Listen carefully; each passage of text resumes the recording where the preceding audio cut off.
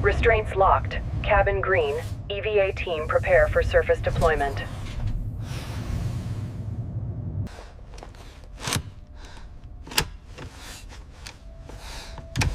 Commander confirmed. After decades of theory, humanity is seconds away from its first industrial step beyond Earth. This is not a test site. This is a mine.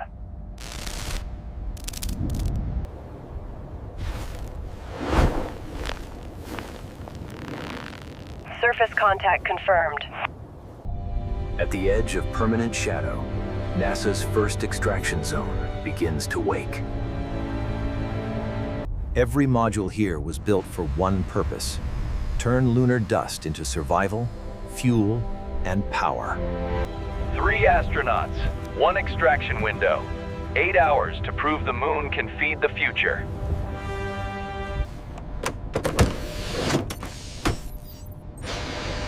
Helio online. Autonomous sequence armed. For years, the moon was a destination. Today, it becomes infrastructure. On Earth, every watt, every gram, every drill rotation is being watched. Telemetry stable. The target is buried beneath billions of years of dust and rock. Somewhere inside these shadows lies what may become the most valuable frontier in human history. This dust looks dead. It isn't. Asterian team, extraction window is open.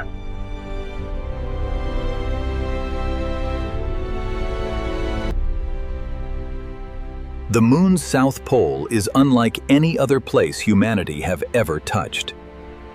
It is abrasive, electrostatic, and hostile to machines. But inside this powder are oxygen-bearing minerals, metals, and clues to trapped water ice. Near permanently shadowed regions, temperatures are low enough to preserve ice for billions of years. Water means drinking water, breathable oxygen, and hydrogen-oxygen propellant. What keeps a crew alive on the moon could also launch them deeper into space. Every kilogram sent from Earth costs a fortune. Every kilogram made here changes the equation. A lunar mine is not just about rare materials. It is about building the first off-world supply chain. The same soil that resists us can become landing pads, radiation shielding, even walls. Silicates, oxides, metallic traces. The moon is poor in comfort, but rich in utility. The real prize is not what the moon is worth. It is what it saves.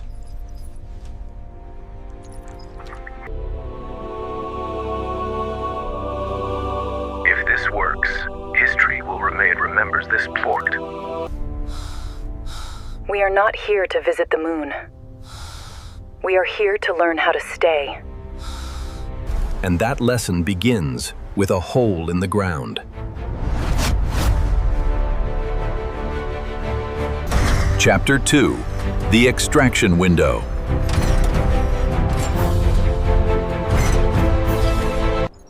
Before the first scoop of lunar soil can be processed, every subsystem must work as one machine. Power comes first. At the South Pole, sunlight is precious and angles are unforgiving.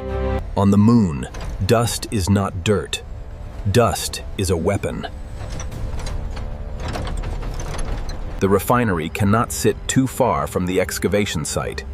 Every meter costs energy. The mine is not a single machine. It is a choreography of vehicles, processors, and people. One failed connection out here can cost a mission.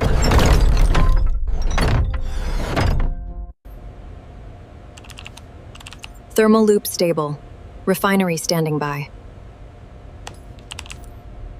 A mine is only as efficient as the path between extraction and processing.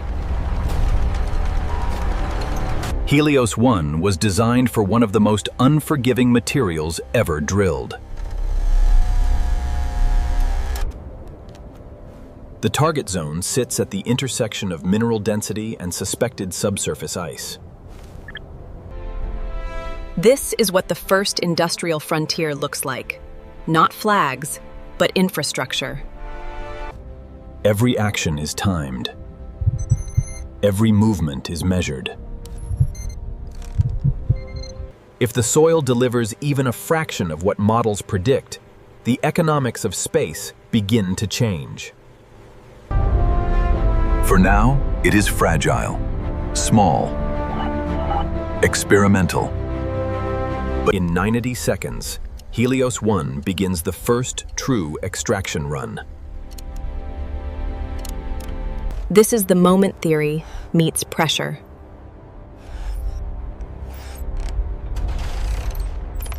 Commander ready. Geology ready. Systems ready. Helios 1, begin descent.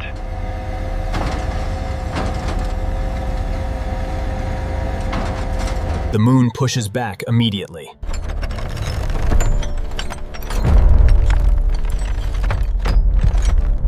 Unlike Earth soil, this dust does not crumble gently. It cuts.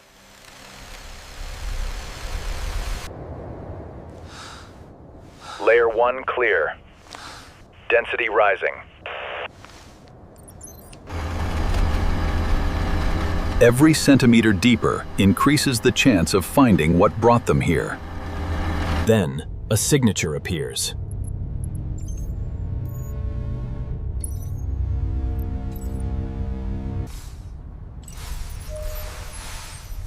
Thermal anomaly, colder than predicted.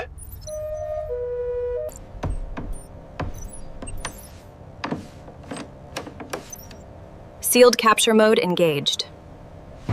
If the anomaly is ice-bearing soil, contamination must be avoided at all costs. For the first time, lunar material is being recovered not as a trophy, but as feedstock.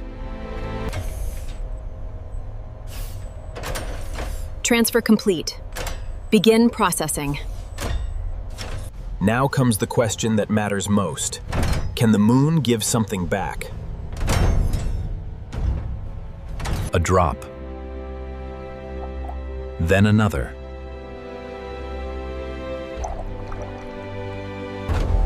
But on the moon, success never arrives alone.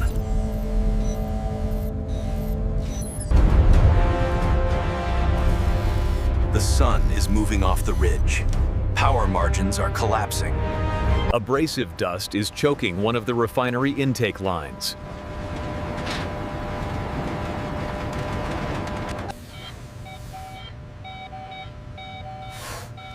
We lose that line, we lose the water run.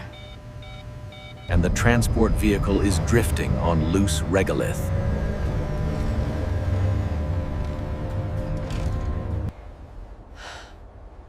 Nobody rushes. We solve one failure at a time. Even with perfect planning, Earth is too far away to save them in real time.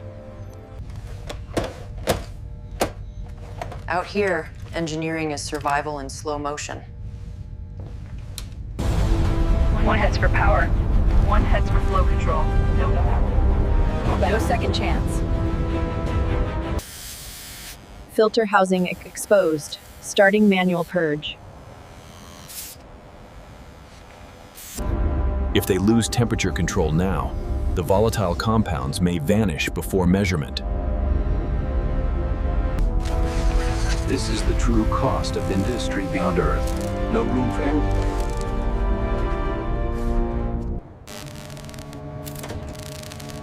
Auxiliary line is live. Power recovered.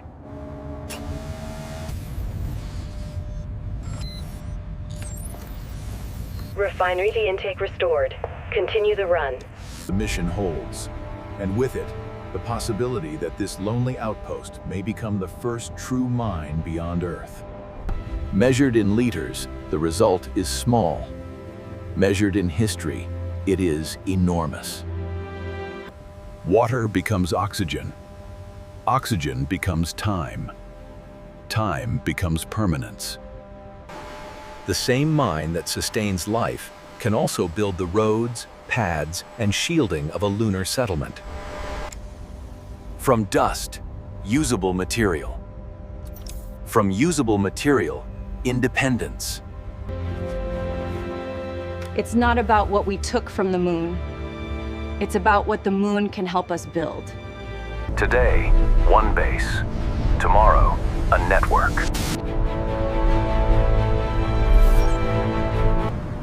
Supply lines become routines. Routines become economies. A moon that can supply fuel changes missions to Mars, deep space tugs, and orbital construction. For the first time, leaving Earth may no longer mean carrying everything from Earth. What began as an engineering experiment now looks uncomfortably like the beginning of a new age. People will call this a mining mission. They're not wrong. But it is also a civilization mission. Ports, refineries, shielded habitats, laboratories, shipyards. Mission log. We did not come here to conquer a world. We came here to learn how to belong to more than one. The first lunar mine may not begin with an explosion of wealth. It may begin with something quieter. One Asterian base. Extraction run complete. And once we learn to stay, the solar system changes forever.